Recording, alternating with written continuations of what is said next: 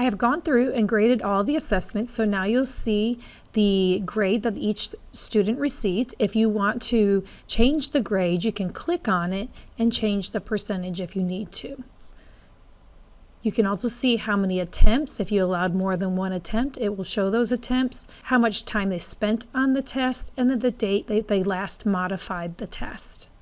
So all that is visible under the grading option. But if you go back up to your course, and on the left-hand side, you have some different options. The first option I want to show you is the mastery. So remember how we made sure that we had all those learning objectives in there? All those learning objectives are identified under the columns. And then on the left-hand side in the rows are the students. So I can quickly see who mastered that objective and who did not master that objective. I can also come up here to the little cogwheel and set the mastery settings. So they're defaulted to a certain percentage, but you can go in and change these expectations to match with how you teach in the classroom. Once you save your changes, those changes will take effect and you'll see them listed here when you're looking at the students' data. If you want to click on a specific TEK, it'll bring up that information. It'll show how many times that TEK was attempted. And then I'm going to click on Gradebook.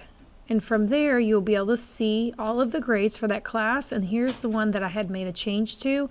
So it identifies it as an override, and so that you're familiar with what that looks like. If I click on a student, I can scroll through and see their specific grades. But I want to make sure I show you my favorite part. If you click on Mastery and you click on an individual student, it's going to break down that information for you. So this is over just one assessment, but if I had multiple assessments covering that particular TEK, it would show each of those assessments listed here as a bar graph. And so it gives you a really good idea of how that individual student is doing with the TEKs that you're teaching them.